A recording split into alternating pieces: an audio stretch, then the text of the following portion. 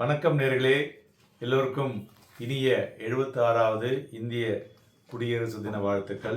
அதாவது கடந்த காலத்தை நம்மளால் நினைவு கூற முடியும். அதுபோல் நிகழ்காலத்தை பார்க்கும் பொழுது அதை நம்மளால் அனுபவித்து உணர முடிந்த காலமாக இருந்ததுன்னு சொல்லலாம். வருங்காலத்தை பார்க்கும் பொழுது நம்மளுடைய விரும்பும்படி உருவாக்கிட வேண்டிய விஷயங்களை நமது கையில் இருக்கிறது. அதனால் இந்த வருடம் இனிய வருடமாகவும் வரக்கூடிய வருடங்கள் இனிய வருடமாகவும் அமைய வேண்டும் என்று வேண்டுகிறேன். போன வாரம் நமது சந்தைகள் வாலட்டிலிட்டி மூவுடன் மிகவும் அதிகமான வாலட்டிலிட்டி மூவுடன் இருந்தது என்று சொல்லலாம். க்ளோஸ் பார்த்தோன்னா slightly below 23,100 but close above 23,000 23,092 முடிவடைந்திருக்கிறது. ரியாலிட்டி இண்டெக்ஸ் தான் ஒரு பிக்கஸ்ட் ஒரு ட்ராப்னு சொல்லலாம். அதுபோல் small cap, reality, oil and gas இதெல்லாம் அதிகமாக விழுந்த பங்குகள் துறைகள் என்று சொல்லலாம். ஃபாரின் ரிசர்வ் பார்த்தோன்னாக்க 2 பில்லியன் குறைந்திருக்கிறது. அதுபோல் bank deposits growth week on week improve ஆயிருக்குன்னு சொல்லலாம். வாரத்தை பார்க்கும் பொழுது ஐடி இண்டெக்ஸ் தான் கிட்டத்தட்ட ஒரு 3% மேலே அதிகரித்துன்னு சொல்லலாம். எஸ்பெஷலி அதில் மிட் கேப் ஐடி ஒரு பாசிட்டிவ் அவுட்லுக்கை கொடுத்துருப்பது குறிப்பிடத்தக்கது. மெயினாக டொமஸ்டிக் மார்க்கெட் பார்த்தோன்னா குளோபல் ரேலியில் பார்ட்டிசிபேட் பண்ணவே இல்லைங்க. யூஎஸ் அண்ட் யூரோப் பார்த்தோன்னா மோர் தென் ரெக்கார்டு ஹையை தொட்டிருக்கு. பட் நம்ம இந்தியன் மார்க்கெட்டை பொறுத்தவரை 7 மாதத்துடைய லோவை தொட்டு இருப்பது குறிப்பிடத்தக்கது. ஸோ யூஎஸும் யூரோப்பும் சொன்ன இல்லையா 3%க்கு மேலே ஏறி இருக்கு. எஃப்ஐஐ பார்த்தீங்கன்னாக்கா ஜனவரி மாதம் ஒண்டியே கிட்டத்தட்ட 70,000 கோடி ரூபாய்க்கு விற்று வச்சுருக்காங்க நேற்றைய தினம் வரலையும். ஸோ வந்த ரிசல்ட்ஸில் பார்க்கும் பொழுது ஐசிஐசிஐ பேங்க் ஒரு இம்ப்ரூவ்டு அசட் குவாலிட்டி அண்ட் என்ஐஏயும் ஏறி இருக்கு. ஸோ அதனால் அது மொமெண்டம் வரக்கூடும் என்று எதிர்பார்க்கலாம். அதுபோல் எஸ் பேங்க் பார்த்தோன்னா நெட் ப்ராஃபிட் 11% அதிகரித்திருக்கிறது. அதுமாரி அவங்களுடைய அசட் குவாலிட்டியும் இம்ப்ரூவ் ஆகிருக்கு. போன வாரத்தில் ஸ்டாக் ஆஃப் த வீக்னு பார்த்தோன்னா விப்ரோ. மெயினாக என்ன ஒரு அழுத்தம் பார்த்தோன்னா ப்ராடர் மார்க்கெட்டில் ஒரு ஷார்ப் கரெக்ஷனை பார்க்க முடிஞ்சுதுங்க. Especially mid cap and small cap பெருசாகவே விழுந்திருக்குன்னு சொல்லலாம். எஃப்ஐ பார்த்தோன்னா ஒரு செல்லிங் இருந்துக்கிட்டே இருந்தது. ஹையர் லெவலில் ப்ராஃபிட் புக்கிங்கில் எல்லோருமே விற்றுக்கிட்டு இருந்தாங்க. இதில் ஐடி செக்டார் ஒண்டி தான் தனியாக நின்று சந்தைகளை நிறுத்தி வச்சது. பாக்கி எல்லாமே ஒரு வீழ்ச்சியை தழுவினது என்று சொல்லலாம். மேலும் வரும் வாரத்தில் ஐபிஓ டாக்டர் அகர்வால் இருக்குங்க. அது பார்த்தீங்கன்னாக்கா 402 ரூபா ஓப்பனிங், லாட் சைஸ் 35 ரூபா. 29 ஜனவரி ஓப்பன் ஆகுது, 31 ஜனவரி முடிவடைகிறது. அதுபோல் வரும் வெள்ளிக்கிழமை அன்று இந்திரபிரஸ்தா கேஸ் போனஸ் 1:1 கொடுக்குறாங்க. ரெக்கார்டேட் ஃபிக்ஸ் பண்ணியிருக்காங்க. இப்போ எல்லோருக்கும் எதிர்பார்த்து கொண்டு இருக்கிறது வரும் வாரம் எப்படி இருக்கும், என்ன விஷயங்களை எல்லாம் நாம் ஹேண்டில் பண்ண வேண்டும் என்பது தான் இல்லையா. வரும் வாரத்தில் பார்த்தோன்னா நிறைய ஈவெண்ட் உள்ள வாரமாக இருக்கிறது. ஸோ அதில் கீ டெவலப்மெண்ட்ஸில் பார்த்தோன்னா நம்மளுடைய union budget, then US Fed ரிசர்வனுடைய interest rate decisions, then updates on Trump அவங்களுடைய டாரிஃப் பாலிசி. மெயினாக பாருங்கள், ட்ரம்ப் ஏதோ ஓரளவுக்கு தான் அந்த பாலிசியில் டாரிஃபை பற்றி பேசிகிட்டு இருக்காங்க.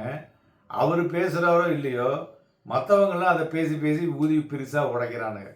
இப்போ பாருங்கள், அவர் அந்த தாவோஸ் மீட்டிங்கில் என்ன சொல்லியிருக்காருனாக்கா பொட்டென்ஷியல் ஆஃப் சாஃப்ட்வேர் ஸ்டாண்ட்ஸ். அவனை பார்த்தீங்கன்னா ஒரு பட்டும்படாதமாக சொல்லுவானுங்க. டாரிஃப் வித் சைனாங்கிற மாதிரி சொல்லியிருக்கான். சைனாவுக்கு டாரிஃபை போட போகிறதில்ல, சொன்னதல்ல, பாதி தான் பண்ண போகிறான். ஸோ இந்த 10% பண்ணுறதுக்காக ஒரு பெரிய ஒரு ஹைப்பை கொடுத்து, ஸோ இந்த இதெல்லாம் சொல்லுவாங்கல்ல படத்தில், சினிமாவில் வர மாரி எக்கானமிலையும் வந்துட்டுருக்கு. This is not right. So இது தேவையில்லாமல் ஊதிட்டு இப்போ நான் சாஃப்ட்வேராக பண்ண போகிறேன், நான் ஒரு அவங்க மேலேயும் ஒரு கன்சர்ன் இருக்குது அப்படின்னு சொல்கிறான். அது ஏன் சொல்கிறான் அப்படின்னு கேட்டிங்கன்னா, எந்த நாட்டிலேருந்து பொருளை அவன் இறக்குமதி செஞ்சாலும் அந்த நாட்டில் பார்த்து அவன் தயார் பண்ணக்கூடிய உற்பத்தியில் ஒரு 10% அது சைனாவோட ப்ராடக்ட் இருக்குங்க.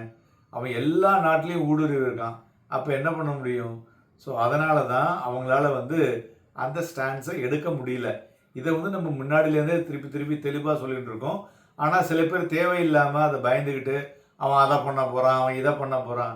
எதை பண்ணணுமோ பண்ணட்டுமே, பண்ணினாலும் எப்படி இருந்தாலும் அது ஒரு நாளைக்கு வந்து அது ஒரு லெவலுக்கு மேலே அவனால் அது பண்ண முடியாது இல்லையா?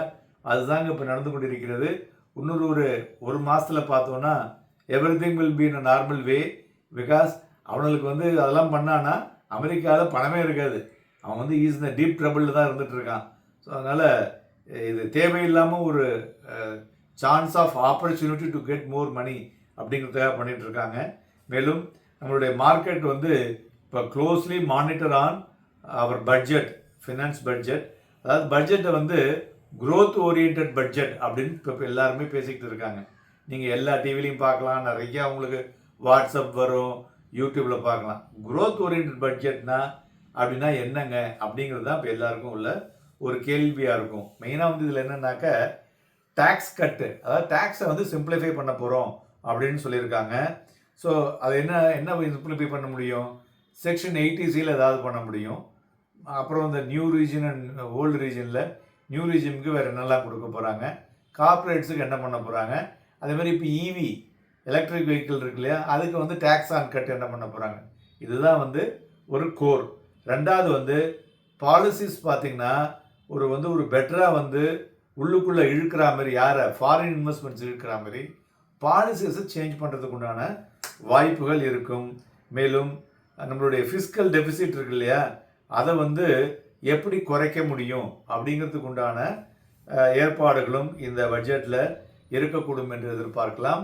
இதை தவிர எஃப்ஐனுடைய ட்ரெண்டும் சந்தைகளுக்கு வந்து ஒரு முக்கியமாக பார்க்க வேண்டியதாக இருக்கக்கூடும். இவை எல்லாவற்றுக்கும் மேலே பார்த்தோம்னாக்க யூஎஸ் டாலர் இண்டெக்ஸ் இருக்குங்க இல்லையா, அமெரிக்காவில் டிராப்ட் 1 month லோ, கிட்டத்தட்ட பிக்கஸ்ட் வீக்லி டிக்ளைன் நவம்பர் 2023 107 கிட்ட இருக்குங்க. ஸோ அதனால் இது வந்து ஒரு 106 100 வந்துருச்சுன்னா பங்குச்சந்தை வந்து பறக்கும். டாலர் இண்டெக்ஸ் இறங்கணும். டாலர் இண்டெக்ஸ் இறங்கினா ஸ்டாக் மார்க்கெட் ஏறும். இதுதான் வந்து மெயின் தம் ரூல். பார்ப்போம் வரும் வாரத்தில் அது எப்படி இருக்குங்கிறத பார்ப்போம். துறைகளை பார்க்கும் பொழுது பாசிட்டிவ் மொமெண்டம் அப்படின்னு பார்த்தீங்கன்னாக்க ஃபெர்டிலைசர் இண்டஸ்ட்ரி. ஏன் ஃபெர்டிலைசர் இண்டஸ்ட்ரின்னு பார்த்தோம்னாக்க anticipated increase in subsidiary. So இந்த சப்சிடைஸ்டு ரேட்டை வந்து இன்னும் நிறைய சப்சிடி கொடுக்க போகிறான். ஸோ அதனால் ஏன் இது கொடுக்குறாங்கன்னாக்க நிறைய ஸ்டேட் எலெக்ஷன்ஸ் இருக்கு இல்லையா, அதை இன்ஃப்ளூயன்ஸ் பண்ணி அந்த அவங்க வந்து வரத்துக்காக இது வந்து இருக்கக்கூடும் என்ற எதிர்பார்ப்பு அதிகமாக இருக்கிறது. அதுமாதிரி tax benefit to boost GDP growth and section 80C வந்து நிறைய கட்டு இருக்கும் அப்படிங்கிற மாதிரி சொல்லிட்டு இருக்காங்க. இவியில் வந்து கட் ஆன் டேக்ஸ், அதேமாதிரி இன்ஃப்ராஸ்ட்ரக்சருக்கு வந்து அலோகேஷன் நிறையா இருக்கக்கூடும். அதனால் ரயில், ரோடு இதெல்லாம் பெட்டராக இருக்கக்கூடும். அதுபோல் டிஃபென்ஸ் பார்த்திங்கனாக்க அதுலேயும் நிறையா நம்ம அதை பற்றி போன வாரம் ஒரு சிறப்பு பதிவே கொடுத்துருக்கோம், அதில் போய் பாருங்கள். அப்புறம் 2 வீலர் செக்மெண்ட்டு, அதில் வந்து பார்த்திங்கனாக்க நிறைய இன்புட் கொடுக்கக்கூடிய வாய்ப்புகள் இருக்கும் என்று எதிர்பார்க்கப்படுகிறது.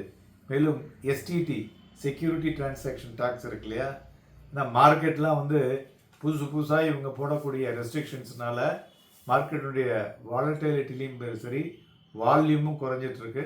அதனால் எஸ்டிடியை குறைக்கக்கூடிய வாய்ப்புகள் இருக்கக்கூடும் என்று எதிர்பார்க்கப்படுகிறது. ஸோ அதனால் வரும் வாரம் சந்தைகள் வந்து ஒரு வாலட்டைல் மூவில் தான் இருக்கக்கூடும். ஏன்னா ஈவென்ட் பேஸ்டு ஆக்டிவிட்டிக்கு தகுந்த மாதிரி மார்க்கெட் மூவ் ஆகும். எகைன் இந்த வாரமும் உங்களுக்கு வந்து டெக்னிக்கல்ஸ் பர்ஃபெக்டாக சூட் ஆகுங்க. நிஃப்டியை பொறுத்தவரை க்ளீனாக எழுதிங்க. 23,163.5, 23,163.15, தென் 23,270.85 இந்த 2 புள்ளிகளும் ஸ்ட்ராங் அப்சைடில் மேலே நின்றுதுன்னா அதுலேருந்து 300 பாயிண்ட் வரையும் மேலே போகும்.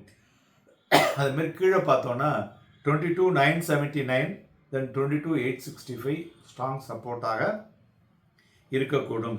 அதுபோல் பேங்க் நிஃப்டியை பொறுத்தவரை பார்த்தோன்னா 48,992, 48,992.70 அதுக்கு மேலே போச்சுன்னா ஒரு 1000 புள்ளிகள் வரை மேலே செல்லக்கூடும். 48,000 ஒரு ஸ்ட்ராங் சப்போர்ட்டாக இருக்கக்கூடும்.